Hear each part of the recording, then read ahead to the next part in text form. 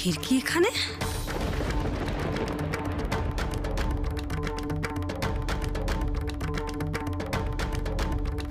এসো ফিরকি।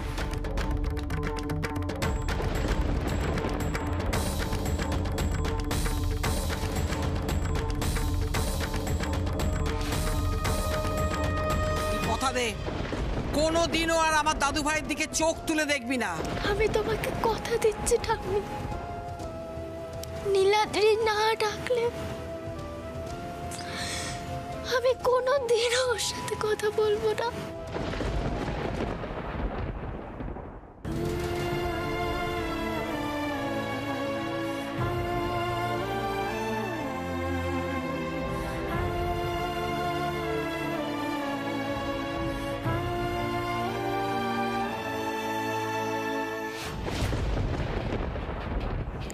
এই মেয়েটাকে পার্টিতে এনে আবার আমাকে অপমান করলো Niladri. I won't tolerate this anymore. আরে মিস্টার মুখার্জি, আপনি এইভাবে একা দাঁড়িয়ে আছেন কেন? The party is on, please enjoy. অবশ্য আপনাকে আর কি বলবো, আপনি তো আমাদের একদম কাছের মানুষ। হ্যাঁ আলিয়া, দাঁড়াও না, কোথায় যাচ্ছ? দাঁড়াও একটু। এই এই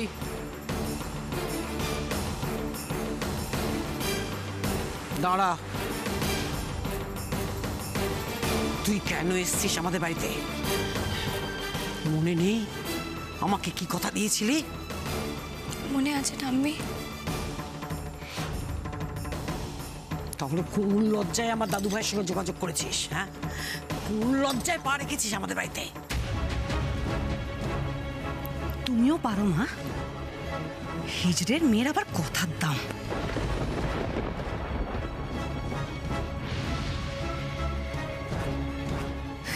হিজড়ের মেয়ে? তোদের যখন ভদ্রলোকের মতো কথার দাম নেই, কেন দিতে যাস কথা? তুমি ভুল করছো ঠাম্মি। ফিরকি কিন্তু তোমার কাছে করা প্রতিজ্ঞা ভাঙেনি। ভাঙেনি? না, ভেবে দেখো, এই 12 বছরে না ও আমার সঙ্গে কোনো যোগাযোগ করেছে, আর না ও এই বাড়িতে এসেছে।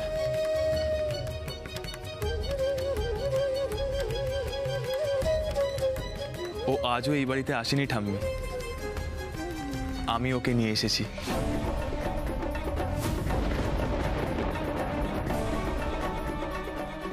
সেদিন আমি ছোট ছিলাম বলে প্রতিবাদ করতে পারিনি, কিন্তু আজ আমি ফিরকিকে এ বাড়িতে নিয়ে এসে আমার আগের ভুল শুধরে নিতে চাইছি।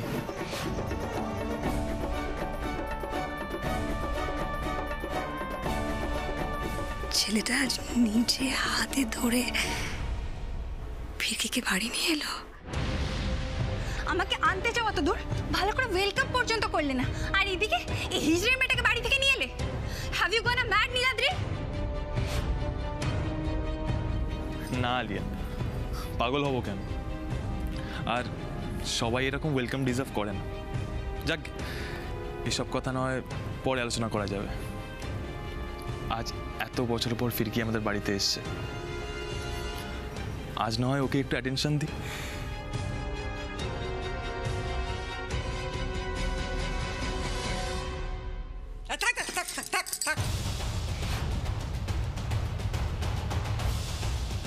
আর ভালো মানুষ সাজতে হবে না।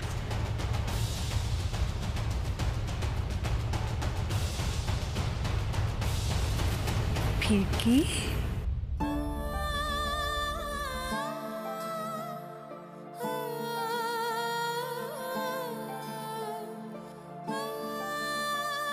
ও মা, না না না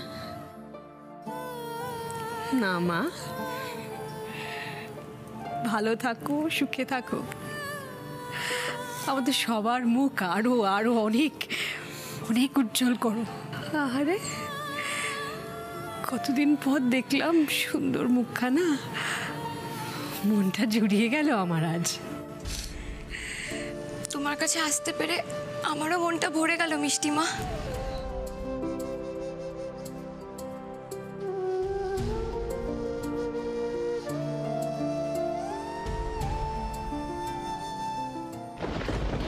আমার এই বাড়াবাড়ি আর সহ্য হচ্ছে না রুমা।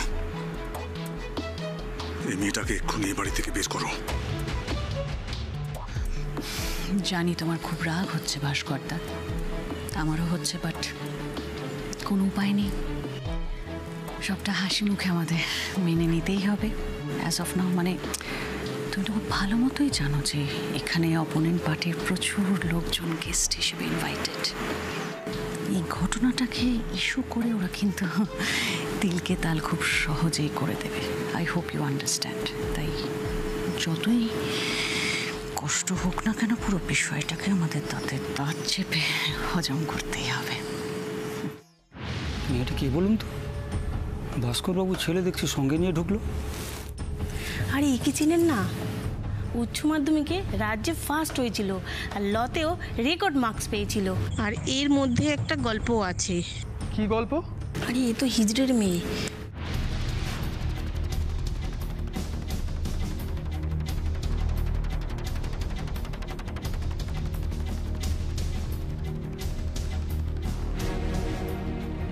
ভাস্কর সিনহা রায়, হ্যাঁ, আমাকে অপমান করেছিলেন না একটু আগে? তোমাকে দ্বিগুণ অপমান ফেরত দেওয়ার অস্ত্র আমার হাতে এসে গেছে।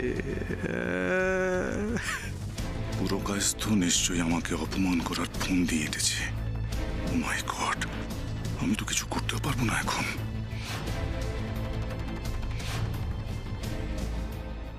আরে ছোটবেলা থেকেই তোদের ওই বড় লোক ছেলেদের দিকে নজর না রে? এই যে 12 বছর আগে এত অপমান করে দূর দূর দূর দূর করে বাড়ি থেকে তাড়িয়ে দিল, কিছুতেই কিছু হয় না। আরে অনেক তো লেখাপড়া শিখেছিস, অনেক তো জ্ঞান হয়েছে, হ্যাঁ, কিন্তু লোভ যায়নি, ছ্যাঁচড়ামিটা কিছুতেই যায় না। মা, ওদের না গন্ডারের চামড়া, এসব কথা ওদের গায়েই লাগবে না। আরে বাবা, ধান্দাবাজি ওদের রক্তে আছে মা। সে যতই লেখাপড়া করুক, স্বভাবটা যাবে কোথায়? হ্যাঁ, এই খারাপ কথাগুলোর উত্তর আমি এখনই দিতে পারতাম বড় পিমনি, কিন্তু নীলাদ্রির কথা ভেবে চুপ করে রইলাম।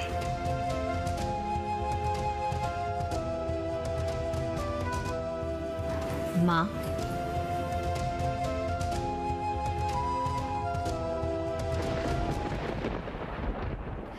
ও তো নিজে থেকে এ বাড়িতে আসেনি, আপনার নাতি নিজে সঙ্গে করে গিয়ে ওকে নিয়ে এসেছে। আজ অন্তত ওর প্রাপ্য সম্মানটুকু ওকে দিন। এ থামো তো, তুমি এবার আদিক্ষেতা করো না।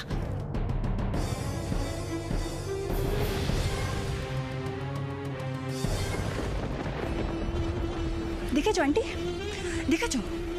নীলাদ্রি ছোট থেকে ওই ফিরকিকে নিয়ে আদিক্ষেতা করে। আমার একদম সহ্য হয় না, ফালতু ক্লাসলেস মেয়ে একটা। যতবার নীলাদ্রিকে আমি নিজের কাছে টানতে যাই, ততবার ফিরকি এসে আমার থেকে ওকে ছিনিয়ে নিয়ে যায়। তুমি ডেকেছিলে বলেই আজ আমি এসেছিলাম। এবার আমাকে অনুমতি দাও, আমাকে এবার যেতে হবে যে। না ফিরকি, এত সহজে আজকে তোমাকে আমি যেতে দেবো না। আগে সবার সাথে তোমাকে আলাপ তো করিয়ে দিই।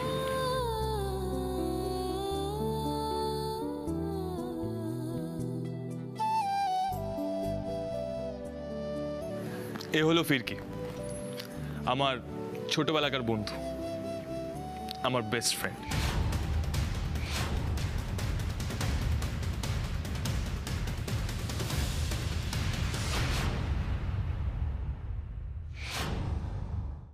হ্যাঁ, চিনি তো একে। কালকে নিউজে দেখলাম রেকর্ড মার্কস পেয়ে ল পাস করেছে, তাই না? হ্যাঁ, আপনি একদম ঠিক বলেছেন। ফিরকি ছোটবেলা থেকেই ব্রিলিয়ান্ট স্টুডেন্ট, সব সময় আমার থেকে বেশি মার্কস পেয়ে এসেছে। তাই নাকি?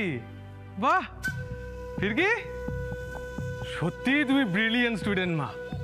এবং শুধু ব্রিলিয়ান্ট নয় গো, ফাইটার। হ্যাঁ, তুমি একজন ফাইটারও বটে। কারণ একজন হিজড়ের মেয়ে হয়ে তুমি আর যে জায়গায় পৌঁছেছো, সেটা সত্যি প্রশংসনীয়। কি মা, ঠিক বললাম তো আমি? তুমি তো একজন হিজড়ের মেয়ে, তাই না?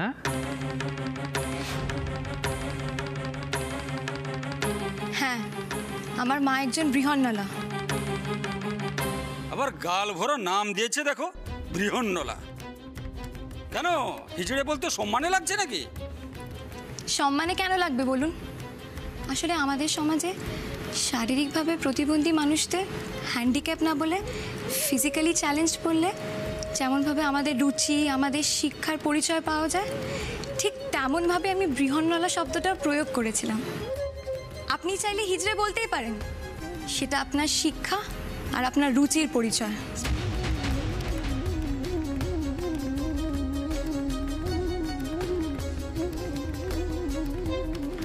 দেখেছো ড্যাড, দেখো ওই হিজড়ের মেয়ে ফিরকি এসে কেমন নীলাদ্রিকে কবজা করছে। ওর জন্য আমি ইনসাল্টেড হচ্ছি। ফিরকি হিজড়ের মেয়ে?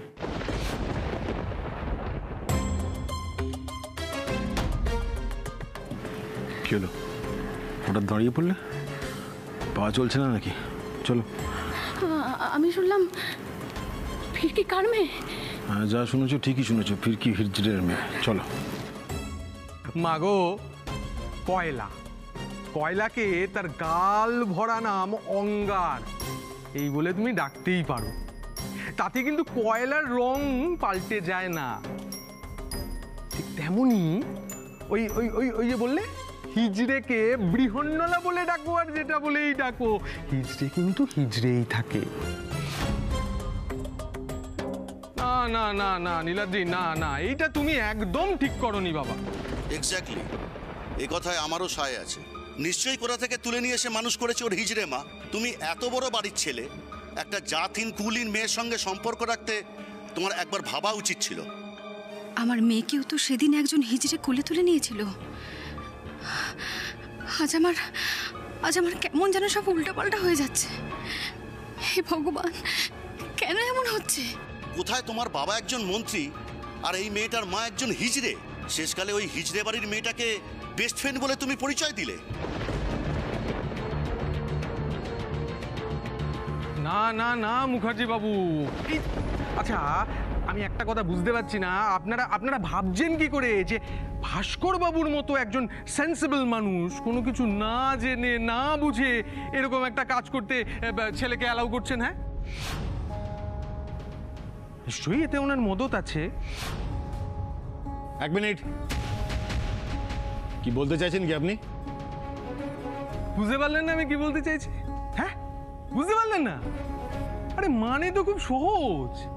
মানে ভাস্কর বাবু নিশ্চয়ই ওনার পার্টির কোনো বড় সড়ো প্রফিটের কথা ভেবেই ছেলেকে মানে এরকম এক মানে হিজড়ের মেয়ের সঙ্গে বন্ধুত্ব করতে অ্যালাউ করেছেন। কি ভাস্কর বাবু, ভুল বললাম কি? আহা, শুধু ওই দিকটা ভাবছেন কেন?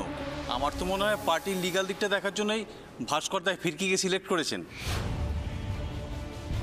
পার্টির লিগ্যাল লেখার জন্য একজন হিজড়ের মেয়ের কি দরকার ছিল মিস্টার সিনহা? আপনি আমাকে বলতে পারতেন, আমি শহরের বড় বড় উকিলদের কন্ট্যাক্ট দিতে পারতাম।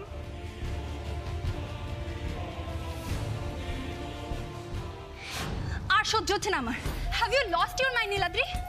হ্যাঁ, একে তো ফিরকিকে তুমি এখানে নিয়ে এলে, তার মধ্যে ওকে নিজের বেস্ট ফ্রেন্ড বলে পরিচয় দিচ্ছ। নিজের ইমেজের কথা একটুও খেয়াল আছে তোমার? দেখছো না লোকে কি বলছে? বলতে দাও, এই বাড়িটা আমার আলিয়া, আর ইমেজটাও আমার।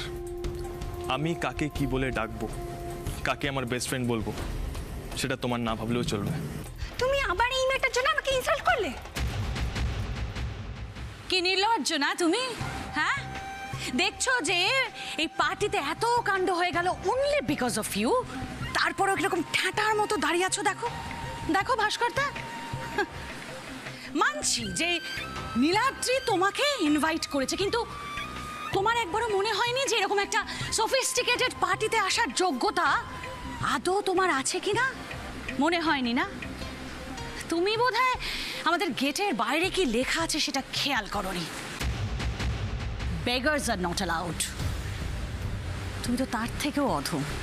Yes you are, you are. অবশ্যই এসব বুঝবেই বা কি করে? আফটার অল তো তুমি একটা হিজড়ের মেয়ে। কি করে তোমার মা? হ্যাঁ, কি করে? তালি বাজিয়ে বাজিয়ে রোজগার করো তোমরা। এই তাকাচ্ছ কি ওর দিকে? ও তো ঠিক কথাই বলেছে, চোখ নামাও।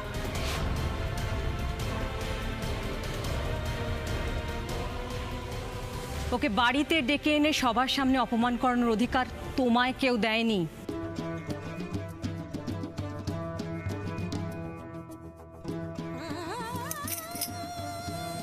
আমি সবার হয়ে তোর কাছে ক্ষমা চাইছি।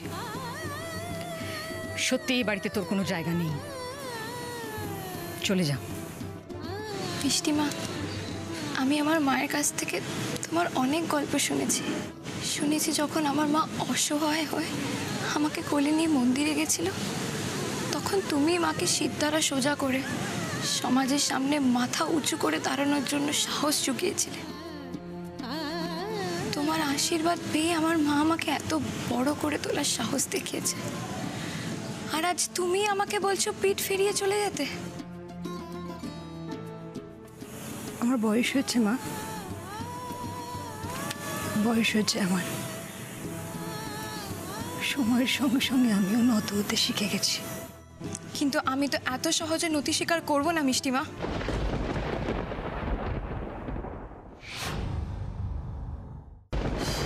আচ্ছা বড় বৌমা, তোমার ওর সাথে এত কথা বলার কি আছেটা কি? হ্যাঁ, আর এই যে এই মেয়ে, তোকেও বলি হারি বাবা, একটা হিজড়ের মেয়ে হয়ে তোর এত জেদ আসে কোত্থেকে রে? হ্যাঁ, এই যা তো, এবার তুই বেরো, এবার অনেক হচ্ছে, বেরো।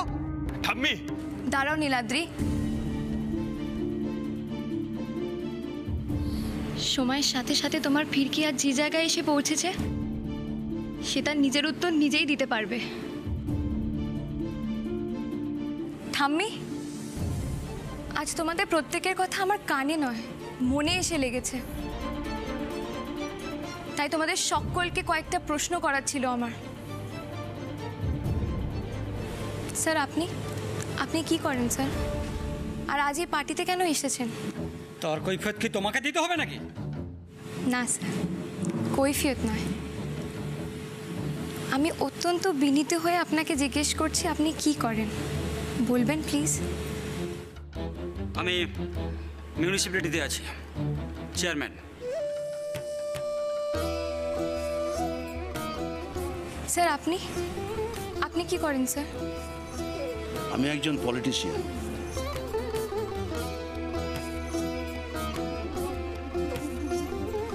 আপনি? আমি ভাস্করদার পার্টির মুখপাত্র।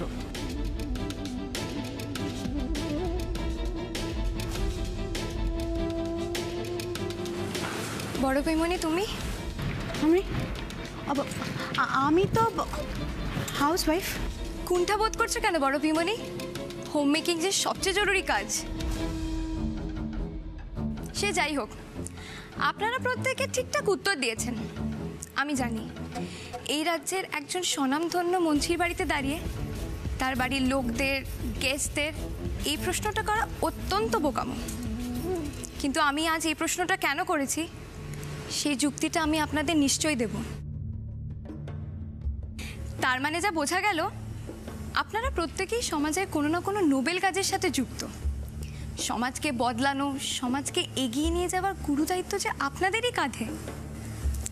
আর সেরকম কোনো মানুষের পরিবারের সদস্য হওয়া তো আলাদাই গর্বের ব্যাপার, তাই না? তুই কি বলতে চাইছিস? মোদ্দা কথাটা বল দেখিনি। বলছি ঠাম্মি, তার আগে আমার একটা ছোট্ট প্রশ্ন ছিল। আচ্ছা, আপনারা সকলে বলতে পারেন কোনো সদ্যজাত সন্তান কখন বৈধ আর কখন অবৈধ হয়? ফিরকি, সন্তানের বৈধ অবৈধতা বলে তো কিছু হয় না। সন্তান তো ভগবানের রূপ। সমাজ এই বৈধতা অবৈধতা জোর করে ঠিক করে দেয় ফিরকি। ঠিক বলেছেন আন্টি। আপনারা সকলে বলতে পারেন আজ থেকে বহু বছর আগে রাতের অন্ধকারে আমার মা বাবা, আমার জন্মদাতা মা বাবা আমাকে রাস্তায় ফেলে কেন চলে গিয়েছিল? বলতে পারেন আপনারা?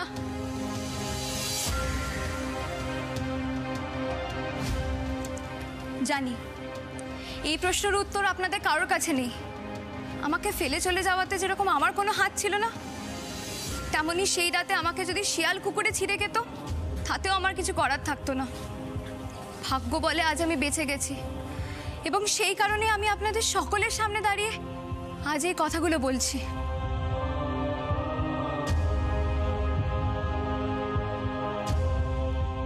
আসলে নিজেকে আমার হিজড়ের মেয়ে বলে পরিচয় দিতে আজ এতটুকু আত্মসম্মানে লাগে না। কেন জানেন? কারণ সেই রাতে আপনাদের মতো সফিস্টিকেটেড সমাজসেবক আমাকে মৃত্যুর মুখ থেকে তুলে আনেনি, তুলে এনেছিল একজন হিজড়ে। আমি গর্বিত যে আমি একজন হিজড়ের মেয়ে।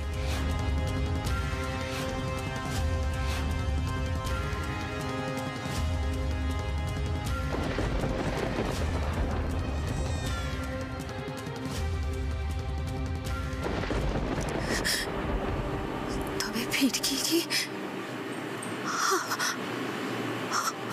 আমার মেয়ে?